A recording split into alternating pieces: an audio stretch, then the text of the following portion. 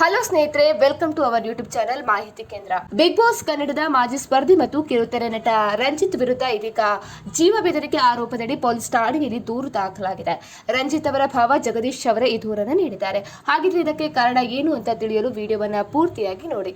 ಅದೇ ರೀತಿ ನೀವು ಕೂಡ ರಂಜಿತ್ ಫ್ಯಾನ್ಸ್ ಆಗಿದ್ರೆ ನನಗೆ ಕಮೆಂಟ್ ಮಾಡಿ ತಿಳಿಸಿ. ಹಾಗಿದ್ರೆ ಈ ಗಲಾಟೆಗೆ ಕಾರಣ ಏನು? ರಂಜಿತ್ ಮತ್ತು ಅವರ ಅಕ್ಕ ಭಾವ ವಾಸವಾಗಿರುವಂತಹ ಅಮೃತಹಳ್ಳಿಯ ಫ್ಲಾಟ್ ನಲ್ಲಿ ಅವರಿಬ್ರು ವಾಸ ಆಗಿದ್ರು. 2018ರಿಂದ ಅಮೃತಹಳ್ಳಿಯ ಫ್ಲಾಟ್ ನಲ್ಲಿ ರಂಜಿತ್ ಫ್ಯಾಮಿಲಿ ವಾಸ ಆಗಿದ್ರು. 2025ರಿಂದ ಇದೇ ಫ್ಲಾಟ್ ನಲ್ಲಿ ಅಕ್ಕ ಭಾವನ ಜೊತೆ ರಂಜಿತ್ ಇದ್ರು ಅಂತ ಹೇಳಲಾಗ್ತಾ ಇದೆ. ಆದ್ರೆ ಇದೀಗ ಈ ಮನೆ ನನ್ನದು ಅಂತ ಹೇಳಿ ಅಕ್ಕ ತಮ್ಮನ ನಡುವೆ ಗಲಾಟೆ ಕೂಡ ನಡೆದಿದೆ. ರಂಜಿತ್ ಮತ್ತು ಅವರ ಪತ್ನಿ ಈ ಮನೆ ತಮಗೆ ಸೇರಿದೆ ಅಂತ ಹೇಳಿ ಹಕ್ಕು ಸ್ವಾಧಿಸ್ತಾ ಇದ್ದಾರೆ ಅಂತ ಹೇಳಿ ಆರೋಪ ಮಾಡಲಾಗಿದೆ.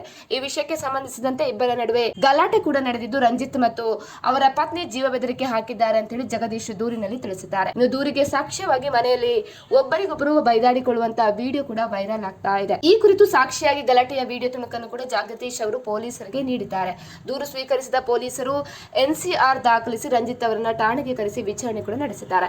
ಇನ್ನು ರಂಜಿತ್ ಈ ಹಿಂದೆ ಬಿಗ್ ಬಾಸ್ ಸೀಸನ್ 11ರಲ್ಲೂ ಕೂಡ ಸ್ಪರ್ಧಿಸಿದ್ರು. ಈ ಸೀಸನ್ ಅಲ್ಲಿ ಅವರು ತಮ್ಮ ಸಹ ಸ್ಪರ್ಧಿ ವಕೀಲ ಜಗದೀಶ್ ಅವರೊಂದಿಗೆ ಜಗಳವಾಡಿದ್ರು.